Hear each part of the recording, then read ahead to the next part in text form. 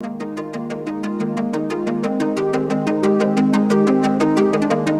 romper kilómetros a través de esta conexión de internet en el que yo los saludo desde Tuxtla Gutiérrez, Chiapas, un estado al sur de la República Mexicana, en la cual les compartimos, aparte de pues ciertas identidades culturales, algunas normas internacionales, puesto que tanto su país como el nuestro ha suscrito diversos tratados internacionales para mejorar las condiciones y el Estado de Derecho de nuestros países.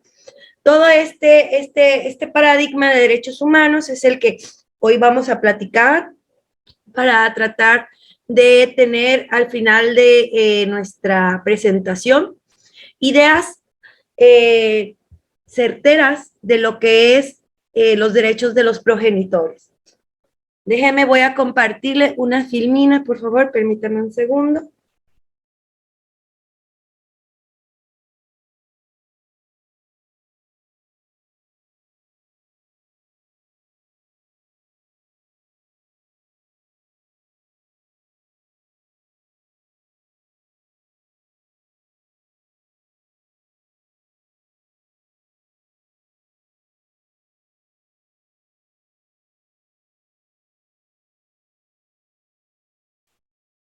Creo que ahí se ve.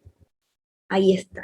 Sí, Bueno, doctora. el tema que presentamos es el derecho de los progenitores en el derecho convencional.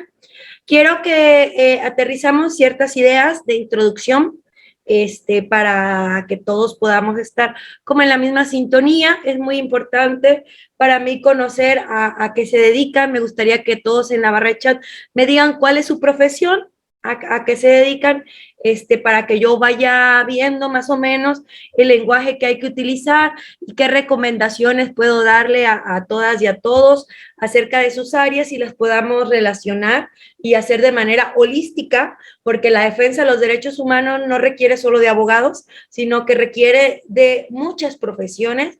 De hecho, ahora que estoy estudiando la maestría en defensa de los derechos humanos en mi país, me he percatado que es necesario la participación de muchas personas que pueden mejorar esta función que ha sido tan rígida, ¿no? Y que muchas veces usan un lenguaje que no es tan claro y que pues a veces el exigir nuestros derechos es complejo porque no los conocemos y en los instrumentos o leyes que están plasmadas, pues tienen una redacción abstracta. Perfecto. Abogados, estudiantes de derecho, muy bien. Yo soy licenciada en Derecho, Policía del Perú, excelente. Abogada, muy bien. Psicólogo clínico, perfecto. Ya estamos haciendo un buen equipo. Psicología, estudiante, perfecto. Muy bien. Todas las personas que estamos aquí participamos en proteger los derechos de la familia. Lo vamos a englobar así para que veamos todas las prerrogativas que están incluidas cuando nosotros hablamos los derechos de los progenitores. La exposición está dividida en 6 rubros. Vamos a hablar sobre la evaluación de las jurisprudencias de la Corte Interamericana de Derechos Humanos en temas de los derechos del niño. Vamos a hablar de 5 casos emblemáticos que tocaron temas referentes a la familia, a los derechos de los niños, a la guardia y custodia, a los derechos de la mujer, puesto que la familia es un grupo heterogéneo que está compuesto por muchos componentes de género y normalmente pues todos los integrantes son de diferentes edades y los grupos más vulnerables son las niñas, los niños, los adolescentes, las mujeres y las niñas. Los casos que vamos a plantear son sentencias de la Corte Interamericana de Derechos Humanos. Recordemos que nuestros países conforman la OEA, la Organización de las Naciones Unidas. También estamos en la ONU y derivado de esta pacta sunt servanda de suscribir tratados internacionales, pues nuestros países pueden ser juzgados como parte demandada a las que se le alegan violaciones de derechos humanos. ¿Ok? Estas ideas que vamos a conocer aquí no son ideas propias, es de un proceso investigativo en el cual he tratado de desmenuzar varios elementos que podrían ser útiles en casos prácticos durante las labores ya sea académicas, profesionales, de acciones de la sociedad civil, o de la manera que cada uno quiera relacionarse para poder ser parte activa en la protección de estos derechos. En mi país se estableció a través de el artículo primero y el artículo 103 de la Constitución Política, se estableció como un ordenamiento constitucional el que no de las autoridades tienen que ejercer algo que se llama control difuso de convencionalidad.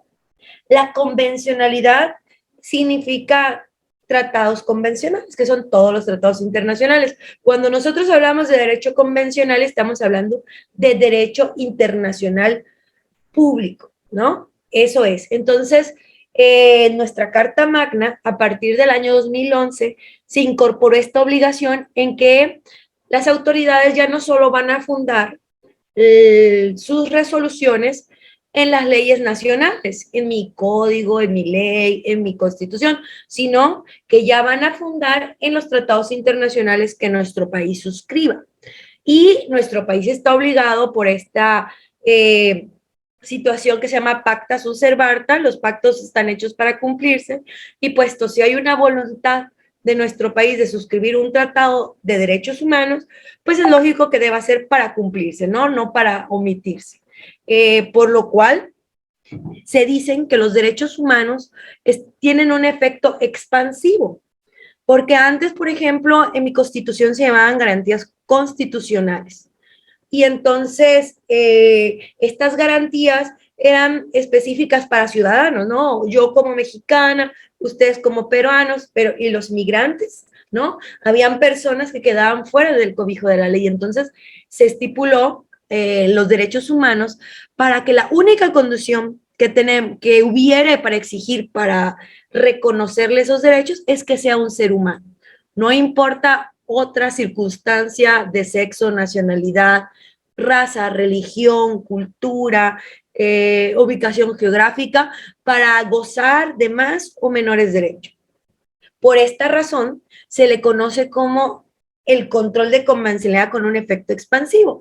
Quiero recomendarles esta obra, tiene artículos muy puntuales acerca de tópicos en los que ha influenciado en la Corte Interamericana a través de sus resoluciones, que son jurisprudencia, es decir, que son de aplicación obligatoria.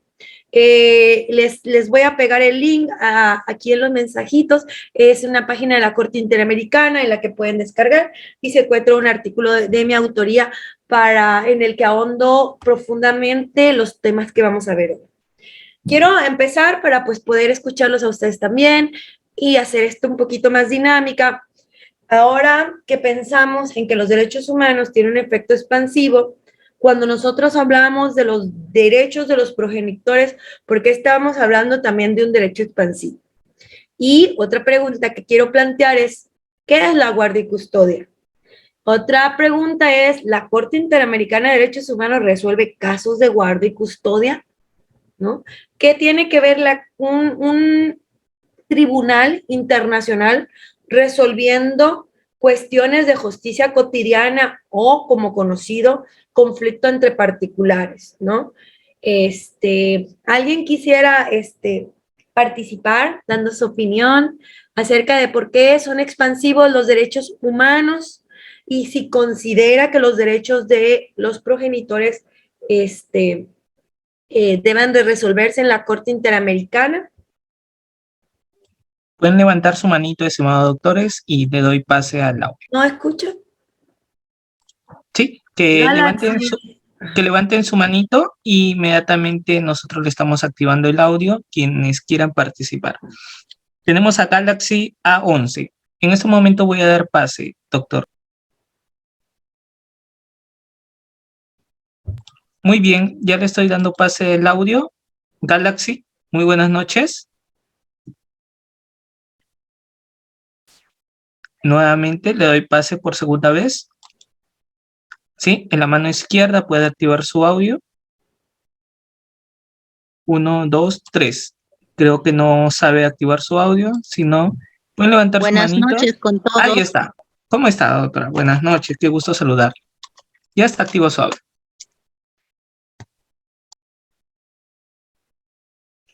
Le escuchamos. Tenemos a Galaxy otra vez. Ya está activo su audio, creo que no puede. Si no, vamos a dar pase al doctor Walter. Doctor Walter, buenas noches, qué gusto saludarlo. Está activo su audio.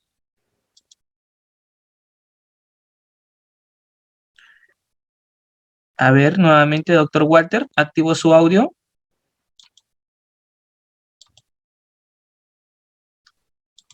Creo que no pueden porque yo les estoy dando pase.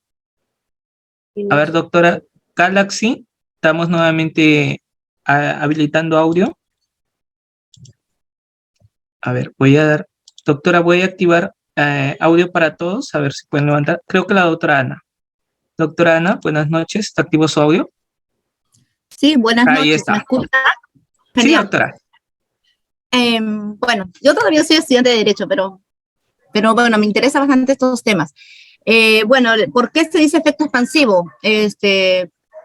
Puedo presumir porque, me imagino que sale para todos los países que están adscritos a este convenio, ¿no? Ya que de repente en algún país internamente no se aplique, pero nosotros podemos acudir, digamos, a estos tratados con el fin de hacer valer una justicia, porque ya que en nuestro país no nos hacen justicia, nosotros podemos ir digamos, a esta convención, a este tratado, ¿no? Estos protocolos. En ese caso, a eso yo voy, ¿no? Porque por eso es expansivo, ¿no? O sea, asciende a todos los estados parte que han sido adscritos a esta convención o que digamos, pertenecen a esta, digamos, convención. Ese sería, doctor, lo que yo tengo más o menos la idea de lo que se puede, presumo, ¿no? De que pueda ser una respuesta. Muy bien, muchas gracias, casi doctora, se está cocinando. Pues tienes muy buena idea, exactamente, porque nosotros tenemos ya otros ordenamientos en los cuales podemos acceder a la justicia y ya tenemos otra puerta más. Cuando no accedemos a la justicia dentro de nuestro país, existe otra instancia, ¿no? La instancia internacional. ¿Ok? Vamos a continuar. Quiero también manifestar que dentro de los derechos de los progenitores se encuentran en contraparte los derechos de los niños, ¿no? Porque normalmente los progenitores, cuando hay momentos más conflictos, cuando están representando a sus hijos, pese a que hay otros derechos de los progenitores cuando los hijos también adquieren la mayoría de edad, porque los derechos y las obligaciones en la familia son recíprocos. Realmente cuando uno tiene la obligación se puede volver en el que va a tener el derecho y así recíprocamente. Lo que ahora la Corte Interamericana ha resuelto cuando se ha llegado a estas instancias internacionales para resolver conflictos de la familia, se han establecido una pregunta clave, ¿no? Por ejemplo, cuando estamos hablando de la guardia y custodia, se conoce también como patria potestad, que es quién va a cuidar a los niños cuando ellos se separan, cuando quienes tengan la tutela de los niños sean sus padres biológicos, adoptivos o familiares cercanos, de hecho, con los que han convivido toda la vida, haya un conflicto, un quebranto, un quiebre en la familia, pues los menores deben decidirse con quién se van a quedar y esto se le denomina guardia y custodia o tuición. Estos únicamente se va a resolver en atención a niñas, niños y adolescentes, en el cual se debe preguntar con quiénes se van a quedar y por qué, ¿no? Ya no debiera haber esa concepción tradicional en la que se refiere que por género las mujeres tienen mayores calidades de cuidado o son las que tienen la obligación. Por ejemplo, en mi país era muy común que dentro de los primeros años de vida del menor, siempre que hubiera un conflicto de guardia y custodia, de manera automática quedaban con la mamá porque de acuerdo a la naturaleza se preveía este estereotipo de que cuidaban. Pero sin embargo, en la vida real, pues la vida es asimétrica y no todos embonamos en los mismos parámetros, ¿no? Los conflictos son más grandes que la realidad, ¿no? O sea, hay demasiados tipos de conflictos y han habido pues malos cuidados, violencia por parte de las madres y participan otras personas que no generalmente son padre y madre en el cuidado de los niños, por lo cual es algo muy importante que decidirse. Cuando ante el juez se le lleva un caso para que él decida, porque las partes no pueden ponerse de acuerdo por sí mismas y existe un choque de fuerzas en que normalmente uno quiere una cosa y uno quiere otra cosa, entonces el juez debe de tener elementos materiales y reales para poder tomar esta decisión. Porque ellos tienen el derecho a convivir con sus hijos y los hijos tienen el derecho de convivir con sus padres. Pero esta convivencia está sujeta a una condición, a el sano desarrollo del menor. Siempre que la integridad del menor se encuentre, se encuentre en peligro o se vea comprometida, entonces tenemos que hacer una evaluación. Por ejemplo, quiero marcar que existen dos instrumentos que hoy voy a poner como introducción sobre los derechos de los progenitores. Primero, ¿qué es un niño? ¿No?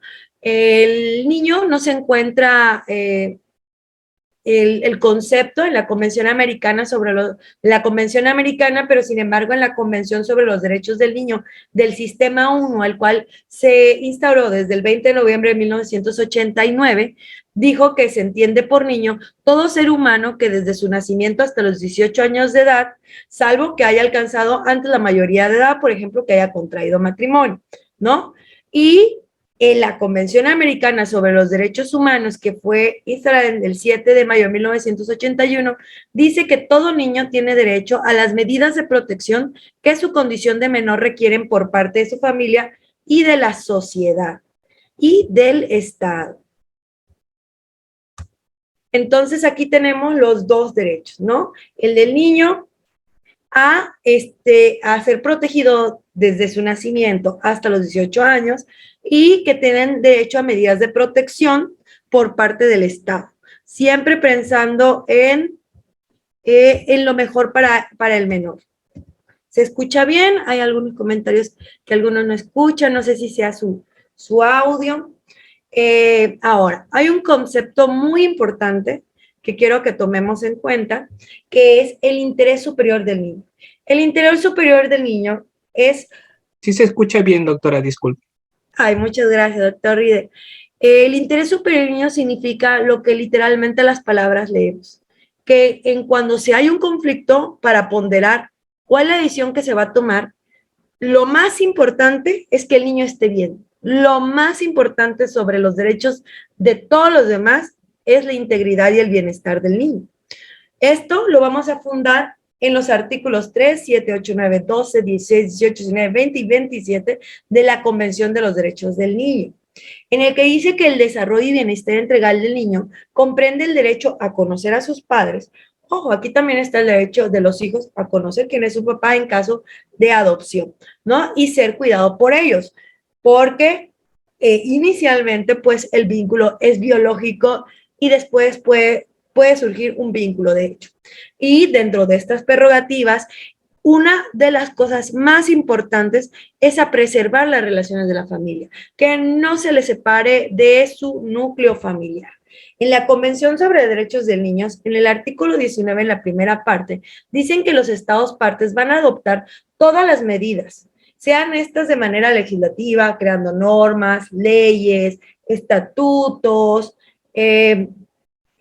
códigos, además, acciones administrativas como órganos institucionales descentralizados que se encargan de la protección de los menores, también medidas sociales como estos programas de ayuda a niños de la calle, a niños de bajos recursos para que continúen sus estudios, y educativas, hasta educativas, porque pues parte de los derechos primordiales del niño pues es los estudios.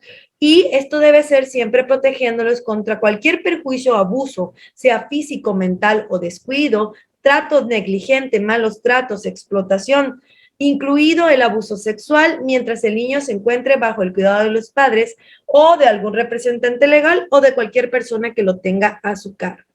Por lo cual, sintetizamos y enfatizamos que los derechos de los niños son el acceso a la justicia a través de los procedimientos, ya sean administrativos, judiciales o de medios alternativos de justicia, el derecho a ser escuchado y a participar, que yo creo que lo subrayen y lo pongan con negritas, porque el escuchar a los menores dentro de los procesos jurisdiccionales nos puede acercar mucho a la verdad, a una medida provisional efectiva, porque pues desgraciadamente todos los procesos jurisdiccionales tienen duraciones en años.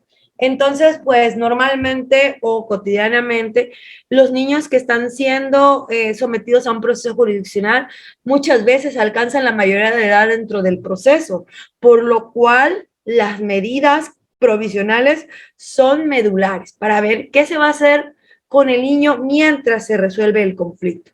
A, el derecho a la menor separación de la familia y a la protección de la familia, que esta familia se encuentre unida. La familia ha tenido muchas variantes, ya no, también no es la familia tradicional, papá, mamá, hijos. Ahora vamos a definir la familia en la Real Academia de la Lengua Española. Dice que son personas emparentadas entre sí que viven juntas. Otra definición es el conjunto de ascendientes, descendientes, colaterales y afines en un linaje. Y los autores lo denominan el caos natural, porque el inicio de los conflictos está en la familia y pues muchas veces se ha reiterado que los valores que se aprenden en el seno familiar pues son como los más importantes para el desarrollo de una persona, puesto que los valores se enseñan en casa y los conocimientos en el aula, ¿no? Porque puede ser que tengamos los conocimientos, pero sin los valores podemos llegar a cometer muchos errores. Nos comenta G. Morales, en Perú se expidió esta sentencia ocasión 1600 vestido de Arequipa a la Corte Suprema que en los procesos de impugnación de... a ver... Proceso de impugnación del reconocimiento del hijo no bastará acreditar que no existe un vínculo biológico entre el accionante y el menor, sino que será imprescindible identificar el verdadero progenitor de este último. Correcto, muy bien, excelente aportación. Como vemos, cómo las circunstancias sobre las que se desarrolla el niño son muy importantes para tomar la decisión, porque no se puede, se debe de medir el impacto de las medidas cautelares de selección final en la vida cotidiana del niño. Obviamente, si el niño está acostumbrado a una vida que a pesar de que esté acostumbrado, dañe su integridad, entonces no es un médico, pero sí su integridad está bien respaldada, pues su entorno sí es idóneo y por lo tanto debe protegerse. La protección de la familia se encuentra en inmiscuidos diferentes derechos, el cuidado y la custodia, el deber de proteger la familia, a que no hayan injerencias arbitrarias en el mundo de la familia, en que decidan de manera arbitraria, sin que las partes lo decidan, ¿no? Sin que los padres vayan a tocar las puertas de un juzgado y que el Estado entre de manera arbitraria, no debe ser posible, no debiera ser así y debe haber una libertad de la procreación. Ahora, vamos a aterrizar estas ideas que de manera introductoria quise establecer para ver de qué manera ciertos conflictos que pudiéramos decir que iniciaron en juzgados de primera instancia adquirieron tal relevancia que se resolvieron ante una corte interamericana porque no fueron resueltos conforme a derecho en las respectivos países en que se resolvieron. Exactamente. Carolina Catherine nos hace un comentario en el que dice que las familias reconstruidas es un nuevo modelo de justicia, exactamente. Ha habido un incremento en los divorcios desde los años 90, los 2000, y el deseo de convivir en familia es algo natural. Y pues ahora muchas familias están ya cada quien con sus hijos y procrean hijos en común y entonces ya tenemos familias reconstituidas o ensambladas, exactamente. Vamos a hablar de un tipo de familia que se salió del paradigma común o tradicional. Este caso para mí me parece emblemático y pone muchas pautas en casos de derechos de progenitores muy importantes porque también pone en relevancia un tema que es un poco complicado, que son los derechos de la comunidad LGTB. Quiero dar la introducción a Tala Rifo, la mujer que está en el centro de las diapositivas. Ella es una juez en Chile. El caso inicia como cualquier conflicto familiar. Sin embargo, este caso va a referir acerca de la responsabilidad internacional del Estado de Chile por el trato discriminatorio y la interferencia arbitraria en la vida privada y familiar.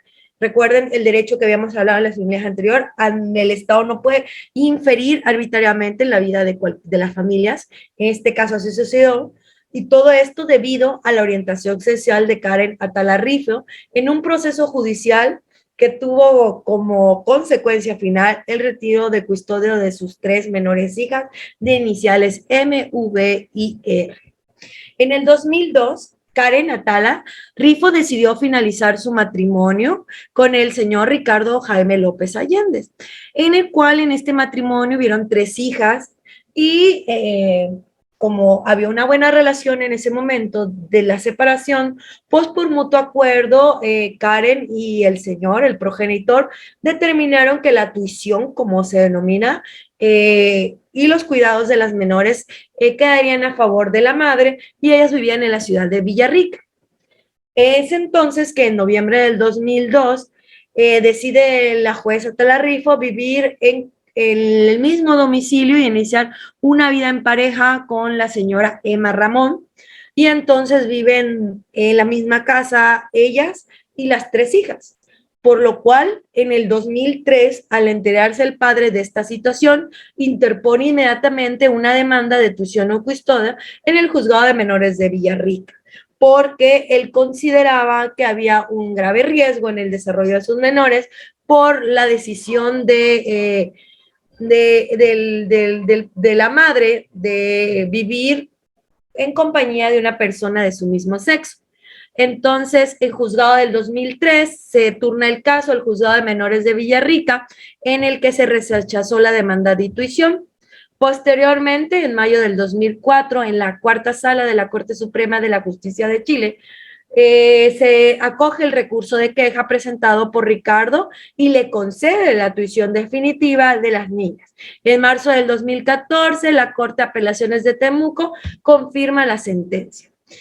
Lo grave de las resoluciones de estas autoridades nacionales es que utilizaron argumentos discriminatorios para fundar su decisión.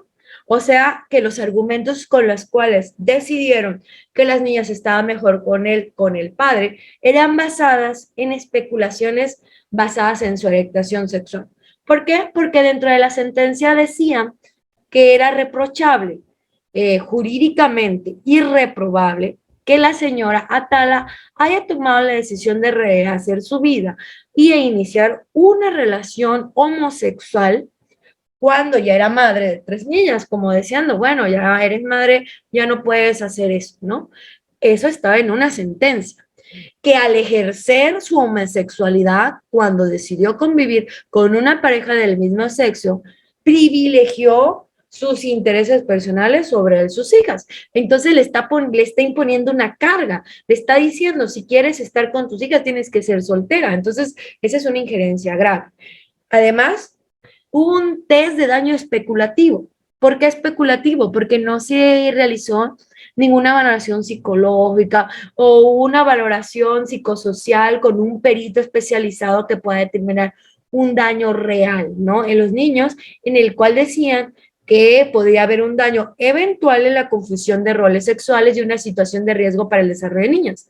Pero sin embargo, pues estas ideas no están investigadas porque pues vemos hijos homosexuales en parejas heterosexuales, entonces pues la orientación sexual de los progenitores no define la orientación sexual de los hijos, por lo cual se estuvo ante una posible discriminación social y ojo, no es a los padres, fue una discriminación social a los menores y se violó el interés superior de los menores. Ahora que vemos estas decisiones, pues la Corte Interamericana, a la comisión sustanciar este proceso, decide, voy a referirme únicamente a los resolutivos que tienen que ver con los derechos de los progenitores, en este caso. Voy a leer un comentario. Jim Morales, muchas gracias por tu aportación. Para nosotros el interés superior del niño significa, cuando hablamos del interior del niño, no estamos hablando de lo que nosotros pensamos que le conviene al niño. de lo que el juez cree que es mejor para el niño, sino cuando hablamos del interior superior, del interés primordial del niño, simplemente decidir sobre los derechos humanos de los niños. Excelente, muy buena aportación. Es decir, que todos los demás derechos de las demás personas que están al deber se ponen en segundo y en primer término de los niños. Y entonces las decisiones deben de estar fundadas, como dice atinadamente, en los derechos del niño. Por lo cual, la Corte refirió en esta sentencia que a quien se le estaba perjudicando pues eran a los menores, quienes fueron separadas de su madre cuando pues ya todo estaba decidido de manera cordial y por estas presunciones se revoca el estado en el que se encontraban las niñas naturalmente o ya llevaban más tiempo que era con su mamá y pues se encontraban en buenas condiciones. Voy a puntualizar para que utilicen en sus resoluciones o que lo utilicen como base estas ideas que la Corte Interamericana ha establecido como obligatorias. En el párrafo 109 de la sentencia de la caso de Atalarrifo menciona que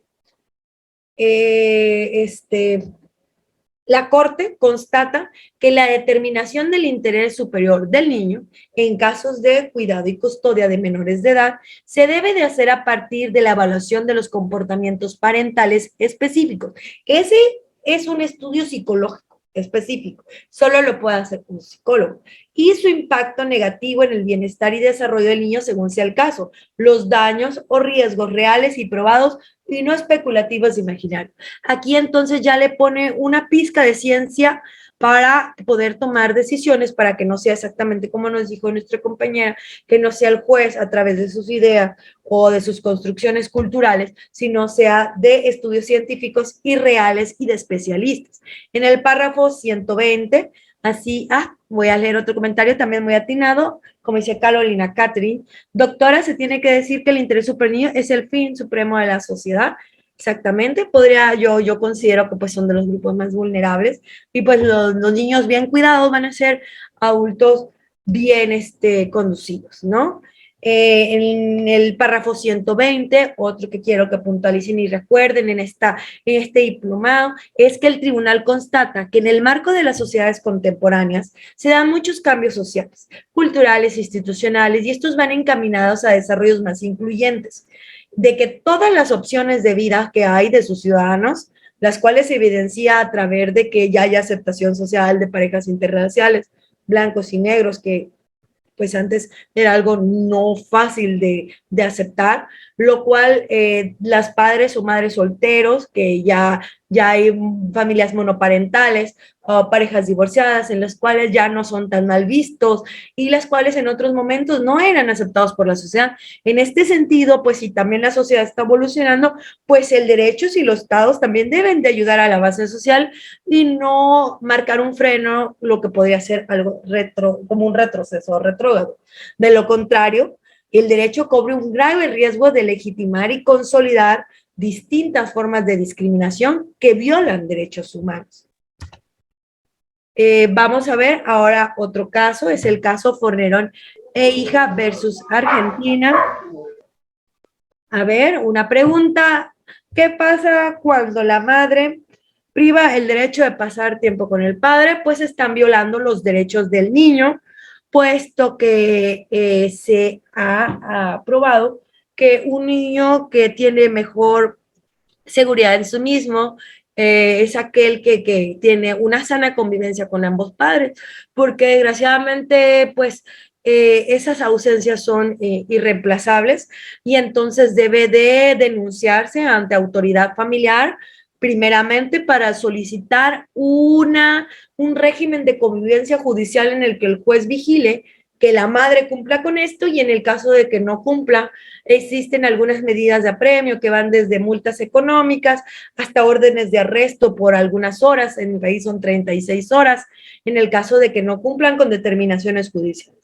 Por eso es muy importante que se solicite la intervención de alguna autoridad lo más pronto posible, porque pues como los procesos son largos, pues si la madre está impidiendo el convivio con los niños, esto puede afectar la relación y esto es algo pues que no se puede compensar, ¿no? Ya después de mucho tiempo.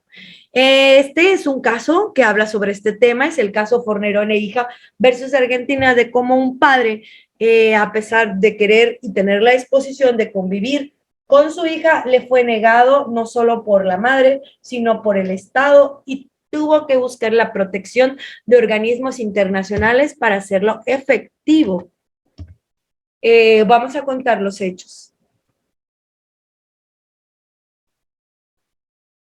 A ver, ¿qué pasa con dos niños que vivan solo con el padre y la familia de este por más de 5 años y el padre muere y ahora quiere llevarse a los niños y ellas apenas la recuerdan?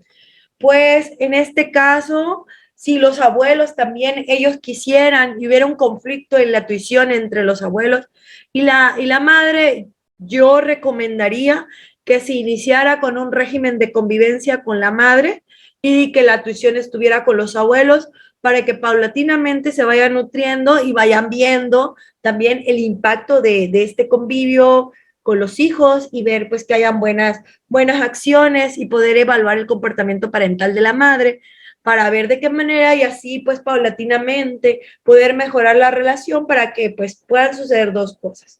En el momento en el que ya el niño decida o tener una edad y decir, bueno, ahora quiero vivir con mi mamá, ahora quiero vivir con mis abuelos, porque pues dependiendo de la edad podemos preguntarle a los niños, cuando no se les puede preguntar a los niños, pues es recomendable primero empezar con un régimen de convivencia con el progenitor con el que no hay ninguna relación para empezar a forjar ese lazo, para evaluar ese lazo, para tenerlo vigilado y así ponderar y ver que pues si el menor está reaccionando de manera adecuada y es una relación sana, pues entonces ya posteriormente poder cambiar esto o que ya sea una decisión del menor que ya se convierte en adulto y pues el Estado en su posición pues fortalecer todos los lazos familiares que sean posibles.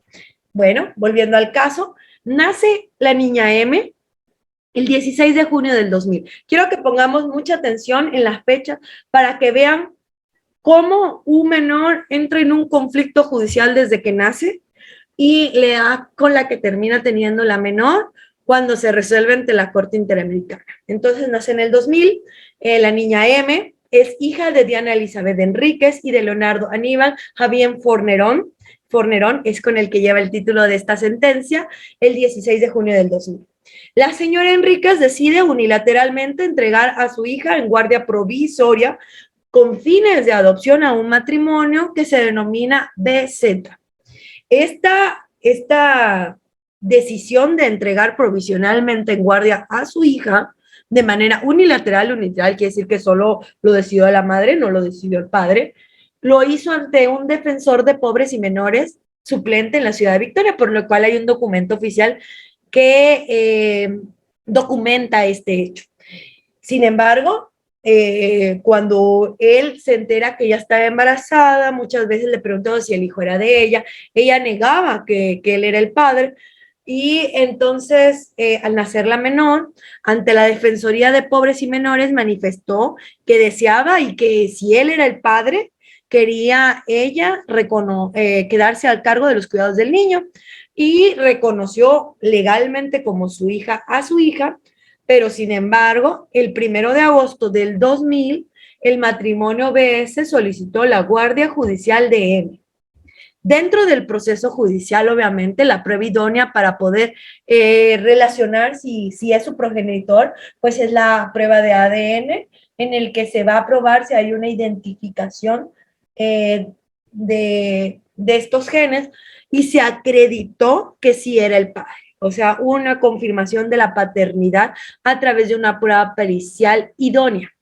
Sin embargo, el 17 de mayo del 2001, el juez de primera instancia otorgó la guardia judicial al matrimonio BZ. En relación a esto, de manera simultánea, estableció un régimen de visitas para que el padre pudiera convivir con la niña. Yo pienso que esto es un poco contradictorio o se me hace incongruente dar a una menor en adopción y al mismo tiempo dejar que conviva con el padre biológico, porque pues entonces el fin último pues es la adopción total, y pues creo que sí sería como un poquito confuso para la menor, pues que su padre y adoptantes estén pues peleando por ella, ¿no? O sea, es como los derechos así, o sea, ¿qué pretendía el juez? Pretendía el juez que la menor iba a estar mejor formando un lazo de amor y vínculo de amor con padres adoptivos y con su padre real. Yo creo que esto no es, ¿no? O sea, no creo que se pensó en el interés de la menor, sino se pensó formalmente. Como la madre ya había otorgado unilateralmente esta decisión, pues se pensó en la formalidad, ¿no? Sin embargo, se recurrió a esta sentencia y fue revocada por apelación 2 años después de la interposición del recurso, y el matrimonio BZ interpuso un recurso de inaplicabilidad de la ley contra esta decisión, y en el 2005 se otorgó en adopción simple al matrimonio BZ. ¿Se dan cuenta cómo, a pesar de que el padre biológico participó en un proceso, perdió el derecho a estar con su hija biológica? Por lo cual se inició un proceso internacional. Este proceso fue primeramente ante la Comisión Interamericana de Derechos Humanos. Esta petición se presentó en el 2004, se informó su admisibilidad en el 2006, el Estado chileno argentino dio un informe de fondo el 13 de julio del 2010 y se emitió la sentencia el 27 de abril del 2012. ¿Cuántos años han pasado desde que nació la niña? Uy, Walter, tu audio está pésimo. ¿Por qué no sales y vuelves a entrar? A ver si mejora. Pues han pasado, ¿cuántos años? ¿Alguien lleva la cuenta? ¿Han pasado cuántos años? Sí, la niña nació en el 2000 y es el 2012. 12 años, Janet, 12 años. correctamente. Exacto. Imagínense que, o sea, es tan primordial en ti como desarrollo tus primeros 12 años de vida que pues podríamos decir que el lazo de amor pues se construye, es mucho tiempo para decidir, ¿no? De que decida la niña, no, sí, te vas con ellos, te vas con otros, y al final se fue con su papá. O sea, es un problema grave el que el Estado no pueda resolver un caso de tuición en menos tiempo. Por lo cual, puntualizando como siempre únicamente los resolutivos de sentencia que tienen relación con nuestro tema, los derechos de los progenitores, se determinó que el Estado es responsable por la violación de las garantías judiciales y de la protección consagrados en la Convención en perjuicio del señor Fornerón y de su hija M, quienes estuvieron siempre con el obstáculo de convivir y de estar juntos por la decisión unilateral de la madre de darla en adopción y una familia adoptiva, que podríamos decir que ellos también tienen derechos, porque ellos también pues crearon vínculos de amor y también pues ellos también son víctimas, ¿no? Porque pues el querer adoptar pues es algo honorable. Sin embargo, pues por la pobreza de la madre, era algo muy común que en esos lugares se diera la corrupción y pues se diera la venta de menores, por lo cual yo creo que esto tenía como un tinte económico de beneficio para la madre, por lo cual tomó esta decisión, ¿no? Y por lo cual no le avisó al padre que tomaba esta decisión, ¿no? Porque pues había un beneficio económico, por lo cual el Estado también era responsable por la violación del derecho a la protección de la familia, reconocido en el artículo 17 de la Convención Americana, en relación con los artículos 1.1, 8.1 y 25.1, en perjuicio del señor Fornerón y su hija. Además, el Estado incumplió con la obligación de adoptar disposiciones, es decir, no tenía las normas suficientes establecidas en la Convención Americana en relación de poder proteger a la relación padre-hija, por lo cual estas sentencias nada más perjudicaron la relación de la niña M y del señor Fornerón. En Perú, dice Jim Morales, hubo un caso de reconocimiento de paternidad por 14 años. ¡Wow! Este se fue más arriba. El caso era el expresidente Alejandro Toledo a favor de la menor Saraí. Qué complicado, ¿no? Para los menores, la verdad. Existen muchos casos, comenta Charlie, en donde la fiscalía solo valora la tenencia de derecho y de plano archiva el caso. Exactamente, creo que la carga de trabajo y el desinterés es un enemigo, ¿no? Por eso hay que prepararnos para que pues podamos marcar una diferencia con estos argumentos. Quiero que quede también dentro de nosotros este párrafo 45, en el que establece la Corte que el disfruto mutuo, o sea, recíproco, de convivencia entre padres e hijos constituye un elemento fundamental en la vida de la familia. Porque pues ser padre y madre no solo es proveer, ¿no? Sino es convivir, transmitir cultura, transmitir tradiciones y pues transmitir amor y fidelidad.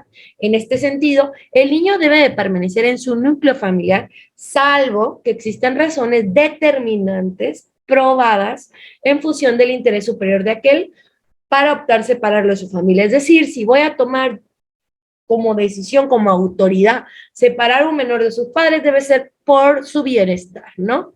Cuando no hay un bienestar, pues en casos de violencia, casos de que no hayan estudios, en casos de abuso sexual, ¿no? Etcétera, en caso de migrantes, en ciertas circunstancias. Ahora, otro párrafo que quiero subrayar es el párrafo 51, en el cual, por otra parte, la Corte Interamericana también ha sostenido que en vista de la importancia de los intereses en cuestión, los procedimientos administrativos y judiciales que conciernen a la protección de procesos judiciales relacionados con la adopción, guarda y custodia de niños se encuentran en su primera infancia, deben ser manejados con una diligencia y celeridad excepcional.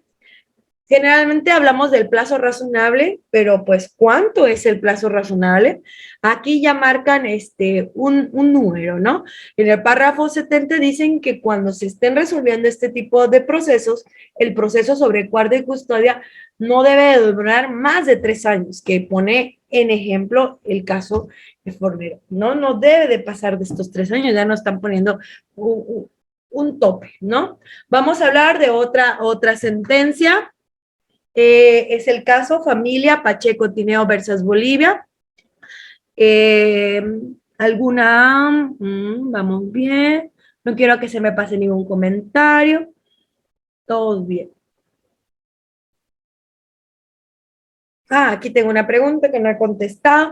¿Qué pasa cuando un padre tiene muchos antecedentes, diferentes denuncias, diversas demandas, ya sea por violencia sexual, violencia física, hasta robo grabado, no cumple con una pensión de alimentos adecuada en porcentaje tagónpluco y tiene entre 2 y 3 años y sigue lactando?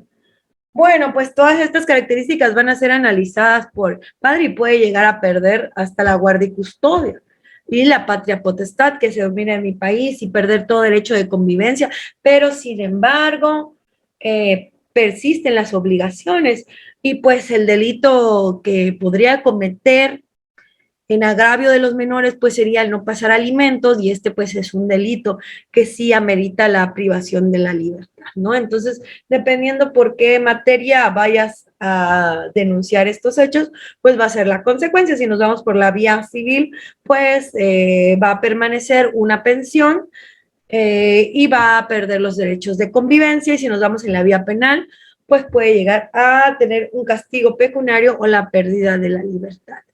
El caso de Familia Pacheco Tineos y versus Bolivia es un caso muy interesante en el cual quise anotar todos estos hechos para que pudiéramos conocerla, adentrarnos a esta historia.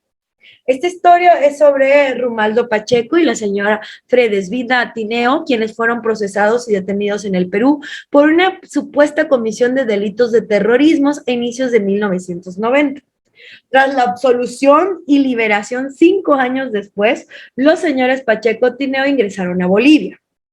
Juntos con sus 2 hijas obtuvieron por la Comisión Nacional del Refugiado el reconocimiento del Estatuto de Refugiados. Sin embargo, el 4 de marzo de 1998, el señor Rumaldo Pacheco firma una declaración jurada de repatriación voluntaria. En la República de Chile se les reconoce el Estatuto de Refugiados y en febrero del 2021, Ruinaldo, Juan Pacheco Osorio y Fredesvina Tineo salieron de la República de Chile hacia Perú. ingresaron a Bolivia el 19 de febrero del 2001, entrando desde Perú, y el 20 de marzo del 2011 la señora Fredesvina Tineo fue detenida y posteriormente conducida a celdas policiales, por lo cual fue separada de su familia. El 21 de febrero del 2001 fue interpuesto un recurso de habeas corpus a nombre de la señora y el juzgado declaró procedente el recurso de habeas corpus. El 23 de febrero del 2001, el fiscal, en materia de la Fiscalía del Distrito de La Paz, emitió un requerimiento del fiscal dirigido a este director del CENAMIG, solicitando la expulsión de la familia Pacheco. Y resolvieron de manera así inmediata expulsar del territorio nacional a todos los miembros de la familia, incluyendo a los 2 menores de edad que comprendían la familia. Y actualmente la familia Pacheco Tineo reside en Chile, con una permanencia definitiva en ese país desde el 13 de mayo del 2002. Este caso fue puesto al procedimiento ante la Comisión Interamericana de los Derechos Humanos. Esta petición se presentó en el 2002, se dieron informes de admisibilidad en el 2004, hubo informes de fondo en el 2011, se remitió el caso a la Corte Interamericana de Derechos Humanos en el 2002, se da la audiencia en el 2013 y la sentencia se da finalmente el 25 de noviembre del 2013. Dense cuenta cuántos años. Y la sentencia, el resolutivo que nos atañe en este estudio, resuelve que el Estado Plurinacional de Bolivia es responsable por la violación de los derechos de la protección de los niños y de la familia, reconocidos en el artículo 19 y 17 de la Convención en relación con los artículos 8.1, 22.7, 22.8, 25 y 1.1, en perjuicio de Frida, Juana Guadalupe y Juan Ricardo, todos de apellido Pacheco Tineo, que son los niños o menores, en términos de los párrafos de esa sentencia, por lo que en lugar de protegerlos fueron expulsados de una decisión demasiado rápida. Por lo cual se ve que fue como por hecho de discriminación y pues por esas ideas que se tiene de, a pesar de salir libre de un delito, pues ya manchan tu historial. Tenemos una pregunta, Luis Miguel Chávez Rodas, dice, ¿qué pasa cuando un juzgado tiene más de 3 años de un juicio y aún sigue en trámite sin sentencia consentida? ¿Dónde se puede recurrir? Pues puedes denunciar las actuaciones de estas autoridades a través de 2 vías. Una podría ser la vía constitucional por la violación al plazo razonable a través de un juicio de tuición, y otro podría ser administrativo contra las acciones de la función pública, en el cual las autoridades que regulan que los funcionarios públicos estén realizando conforme a sus disposiciones administrativas, también una queja administrativa, y estas 2 vías podrían ayudar a darle seriedad. Y pues una tercera sería a través de acciones de la sociedad civil, visibilizando el caso y acudiendo a través de instituciones que se encarguen de la protección de la familia, para que a través de incidencia política pudiéramos también ayudar a darle rapidez y prontitud al asunto, porque pues normalmente pues al Estado no le gusta cuando toda la sociedad pone su interés en un juicio, pues como pues está la expectativa o la opinión pública, pues ahí sí hay como una respuesta más inmediata, ¿no? Estas podrían ser algunas de las acciones que les recomiendo, judiciales, extrajudiciales y políticas, para poder darle celeridad a un proceso. Ahora, también quiero enfatizar el párrafo 179, en el cual dice que ante una nueva solicitud de asilo, en caso de migrantes, ante una nueva solicitud de asilo del Estado, tenía un deber especial de cautela, de diligencia y precaución en la tramitación de la misma, puesto que en particular, si se tenía información de que los colicitantes ya tenían reconocida la condición de refugiados o residentes en otro estado, en este caso era Chile, es decir, Bolivia debió haber sido un estado seguro y haber brindado la misma protección para las presuntas víctimas, y como tal debía haber determinado adecuadamente que procedía en su caso. en lugar de negarla y ordenar su expulsión inmediata, puesto que se dio además un contacto efectivo entre las autoridades consulares de ese tercer estado, por su condición de residentes o refugiados de este, a los miembros de la familia Pacheco Tineo, quienes podían tener el derecho a no ser devueltos a su país de origen, ¿no? Porque cuando se migra son por situaciones ajenas a ellos, no es por gusto, ¿no? Sino es por alguna necesidad de pobreza o de violencia o circunstancias que hacen que uno tenga que huir de su país, ¿no? El caso que vamos a hablar ahora es el caso Ramírez Escobar y versus Guatemala, en el cual se vieron también vulnerados derechos de los progenitores. Esta vez son de progenitores biológicos también. Es el caso de Osmin Tobar Ramírez, quien a la edad de 7 años, junto con su hermano JR, que en ese momento tenía la edad de 1 año y medio, fueron separadas de su familia e internados en una casa hogar de la Asociación de los Niños de Guatemala el 9 de enero de 1991. A pesar de que ellos vivían con sus padres, al encontrar a los policías en la calle, los detuvieron y los llevaron a una casa hogar. La corte concluyó que Guatemala había violado los derechos de identidad y el derecho al nombre de Osmin Tobar Ramírez, toda vez que cuando fueron separados de su familia, fueron adoptados por dos distintas familias. Osmin Tobar se fue con una familia en Estados Unidos y JR con otra familia en Estados Unidos. O sea, ni los niños quedaron juntos. Por lo cual se le determinó al Estado que tenía el deber de adoptar medidas necesarias y adecuadas para facilitar y contribuir a una restitución de los vínculos familiares entre Osmin Tobar Ramírez y sus padres. Esto incluía, brindar un tratamiento psicológico. Ay, voy a dar un tratamiento. Puesto que esta separación vulnera la honra a sus familiares, y pues al enterarte que pues el niño en la edad que fue separado de sus padres a los 7 años, hay recuerdos, y pues estuvo durante toda esta secuela. Quiero comentarles que ahora Osmin Tobar Ramírez es un defensor de los derechos de los niños a partir de haber vivido carne propia pues este conflicto. Por lo cual voy a enfatizar algunos párrafos de la sentencia que pueden ayudarnos a robustecer nuestros argumentos cuando nos encontremos en este tipo de casos. Pregunta Rebeca Vero, ¿por qué separan a los niños de sus padres? Pues en este caso, en el caso Ramírez, pues se encontraban en una época en la que pues era muy cotidiano, pues, darle alguna mordida, se le llama en mi país, o pagarle a las autoridades para que resolvieran a tu favor.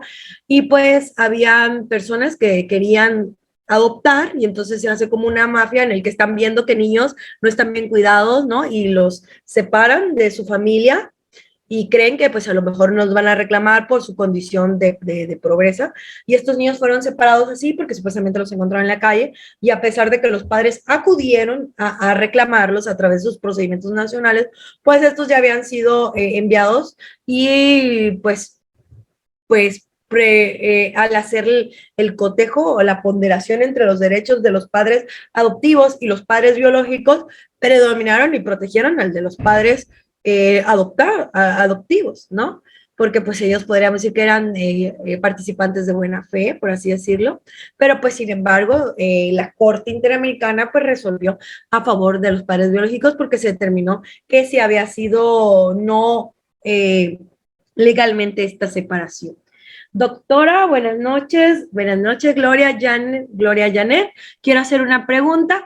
Cuando hay una sentencia de tenencia compartida, ¿cuál es el porcentaje de pensión alimentaria? ¿El 60 o el 30%? Pues depende de muchísimos factores. Estas decisiones pues son para mí generalmente subjetivas, porque en el sinnúmero, muchos casos que he tenido acerca de alimentos, los porcentajes varían, varían muchísimo. Hay porcentajes que he visto del 15% para un solo acreedor alimentario, he visto del 30, del 40, del 50, y pues solo he visto mayor al 50% cuando es de manera voluntaria. Judicialmente nunca he visto una decisión de un juez que establezca un porcentaje mayor al 50, pero sí he visto cuando hay personas que de manera voluntaria dan más del 50%. No existe una regla así de que las personas puedan subsistir con un porcentaje porque pues eso es algo pues meramente matemático, por lo cual yo recomiendo para fijar una pensión más ajustada a las necesidades reales, hacer un enlistado, hacer una lista en el que veamos qué se necesita, en qué se gasta mes a mes y pues esta lista podría hacerse en el año. Yo, por ejemplo, recomiendo a mis clientes, desde el momento que presentamos una pensión de alimentos, que generalmente el juicio puede durar de 1 año hasta 2 años, que hagan ya un control con sus tickets, con facturas, con todo lo que se pueda comprobar y lo que no, que se anote para saber fehacientemente en números reales cuánto dinero se gasta en la familia. Y bueno, ya que se hace esta, y podría ofrecerse a través de una pericial contable para saber exactamente cuánto necesita un niño sin mediar lujos, pero sí de acuerdo al nivel de vida. Por ejemplo, a un niño a los que estudian en escuelas públicas, en escuelas particulares, a los niños que tienen capacidades en las que necesitan más inversión, como por ejemplo que tengan alguna discapacidad, que tengan algún problema psicomotor. Entonces existen diferentes parámetros y también, por ejemplo, cuánto gana el papá, cuánto gana la mamá, si uno gana más, uno gana menos, ¿no?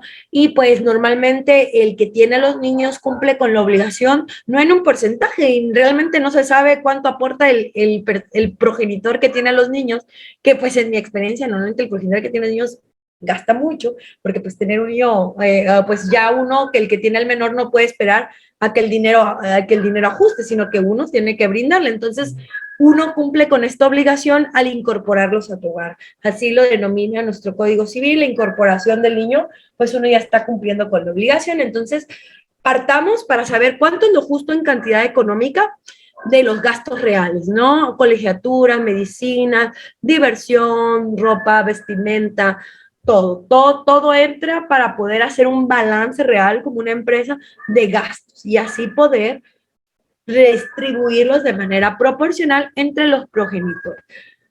Por eso, para mí los porcentajes pues son como más matemáticos, pero sí son positivos, puesto porque los ingresos que perciba pues se dan tal cual, ¿no? Y entonces también es correcto que pues la persona que sea el deudor alimentario tenga la posibilidad de entregarlos, porque pues también no podría ser injusto poner una pensión demasiado alta a una persona que no le baste para cubrirle o que no pueda cubrir sus necesidades mismas, porque pues también tienen que cubrir las necesidades del padre para poder brindarlas del hijo, porque porque si privamos de los alimentos o de condiciones óptimas al progenitor, pues los afectados pues va a ser todo el grupo familiar.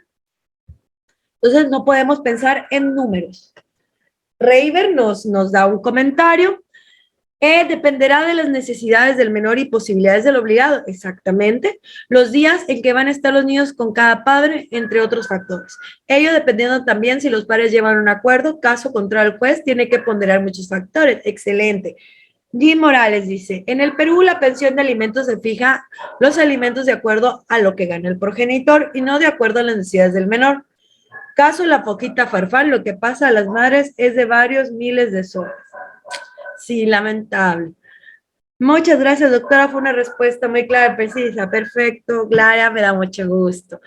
Ya sé que pues ya a estas horas a lo mejor podemos estar un poquito cansaditos. Me da mucha alegría que todos estemos aquí participando y estemos en la segunda hora de nuestro curso. Vamos muy bien. Vamos a establecer este último párrafo para continuar con los estudios de los derechos de los progenitores. Vamos a encontrar en la sentencia, en nuestro párrafo 164, ideas que van a ayudar a robustecer todos estos argumentos que estamos manifestando. En casos que involucran la custodia de niñas y niños, esta Corte ha señalado que a falta de uno de los padres, las autoridades judiciales se encuentran en la obligación de buscar al padre o madre u otros familiares biológicos, como sucedió en el caso Ramírez Escobar. En lugar de darlos en adopción a Estados Unidos, inmediatamente, que fue la primera opción, después de quitarlos con los padres biológicos, bueno, con los abuelos, paternos, maternos, ¿me entiendes? O sea, eso debió haber hecho la autoridad, por eso enfatiza este artículo, porque primero debemos de ver las opciones más cercanas al núcleo familiar, porque pues entendía que serían padres. Podría decir que hubieran malos cuidados de abandono, pero bueno, esta situación no es definitiva. Puede ser que a lo mejor si hubieran estado un tiempo, no sé, con los abuelos, hubieran mejorado. Si esto hubiera sido real, ¿no? En el caso de que sí se hubiera hecho esto por el interés superior de los menores. Pero sabemos que no fue así en este caso específicamente. Adicionalmente, se ha establecido que el término de familiares debe entenderse en un sentido amplio, abarcando todas las personas vinculadas por un parentesco cercano, que son, pues, hay niños que conviven con muchas personas durante el desarrollo de su infancia y no son únicamente personas con un lazo consanguíneo. A ellos me refiero.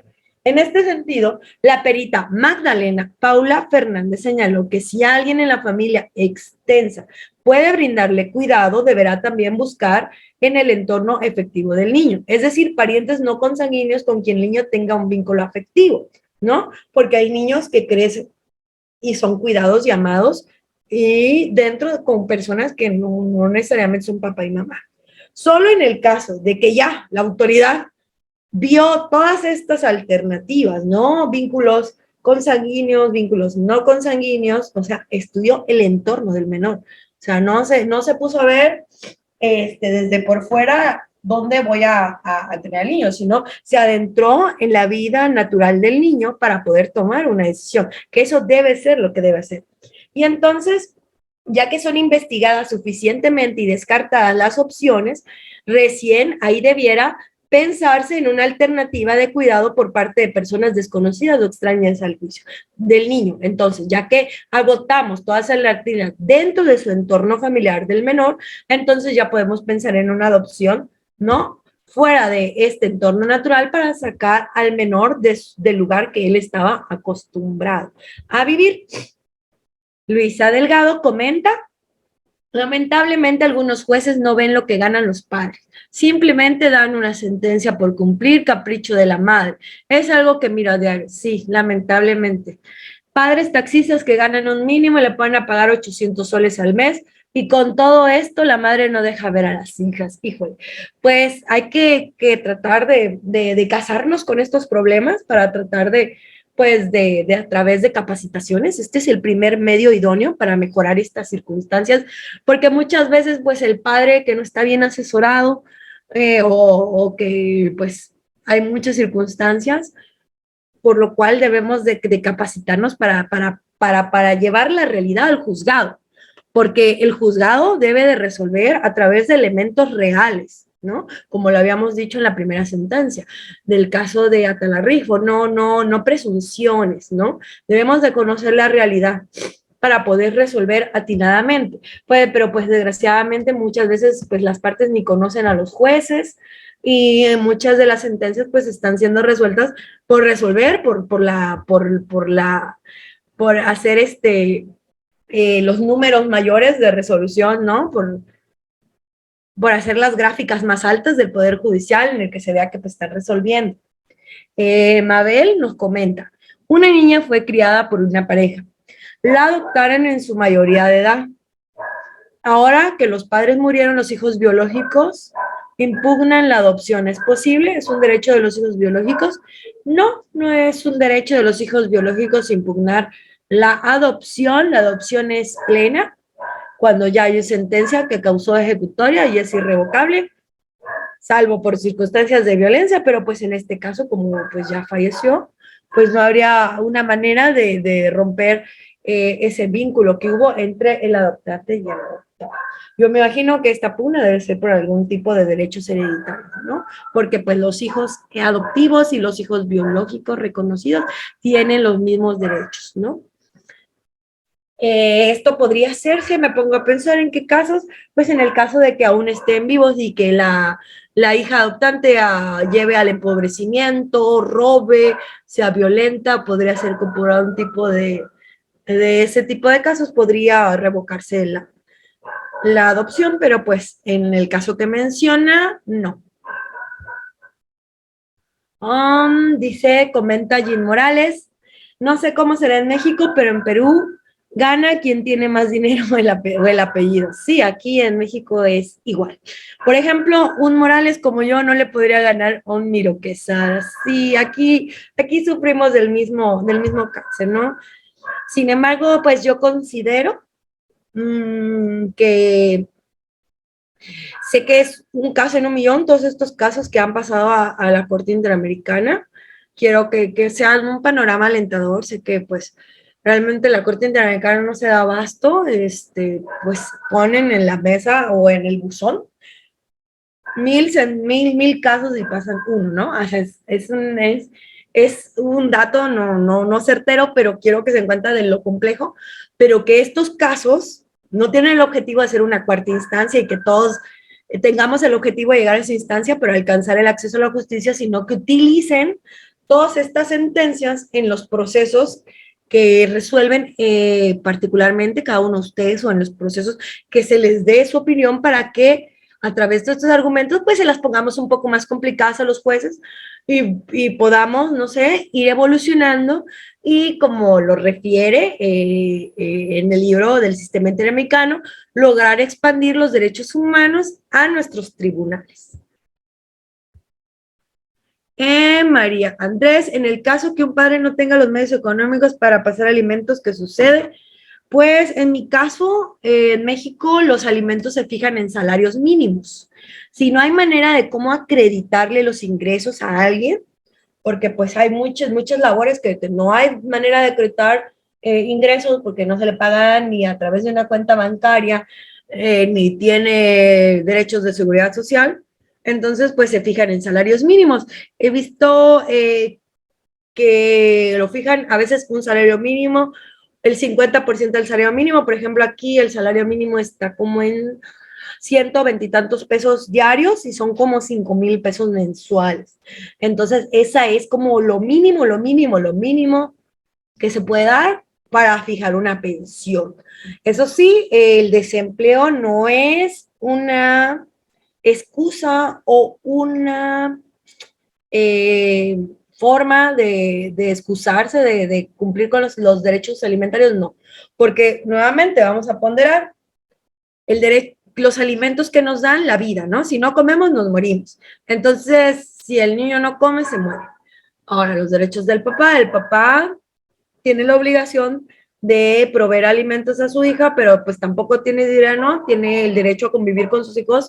El ver a los niños no debe ser una limitante por el dinero, pero pues sí tiene que ver la manera de conseguir la forma de proveer a sus hijos y de probar ante el juez sus condiciones reales. Si está pasando por un momento muy grave que no tenga pues así nada o muy poquito, pues acreditarlo, ¿no? Que llamen al patrón, que pongan una inspección en lugar del trabajo, que hayan testigos, que se ponga una pericial contable en la caja del lugar donde labora, que se entrevisten a otros compañeros de trabajo, ¿no? Para que él pueda comprobar realmente cuánto gana y que esta pensión pueda ser ajustada a derecho, ¿no? Sí, es un tema muy complejo porque pues sí pone en conflicto dos situaciones, ¿no? La posibilidad de poder pagar la cantidad que se da y pues la calidad de vida que se le está dando a un menor. Vamos a continuar con el caso López y otros versus Argentina.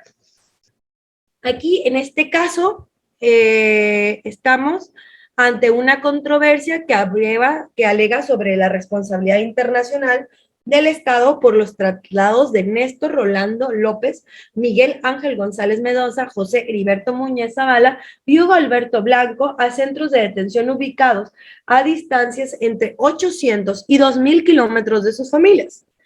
Esto quiere decir que las personas fueran privadas de su libertad y en lugar de ser recluidos en centros cercanos a donde ellos vivían, fueron enviados a lugares muy lejos, haciendo así imposible el convivio con sus familias durante las horas en las que se permiten las visitas, y estas visitas son consideradas de suma importancia psicológica para el reo, que pues puede ser que sea alguien inocente que estaba afrontando un proceso judicial, que pues sí hay muchos inocentes privados de su libertad, y entonces pues el poder convivir en las horas que se otorgan de convivencia familiar es una parte muy importante para poder rehabilitarse, que es el objetivo de la privación de la libertad, aunque está muy desnaturalizada porque pues sabemos que las cárceles pues son escuelas de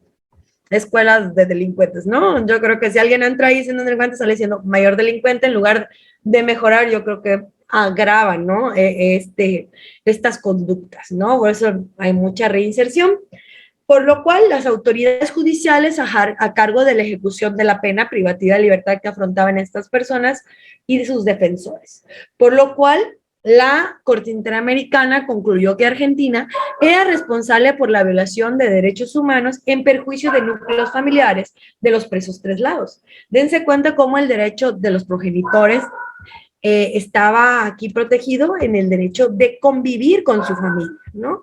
Porque las relaciones de la familia son muy importantes. A ver, vamos a leer.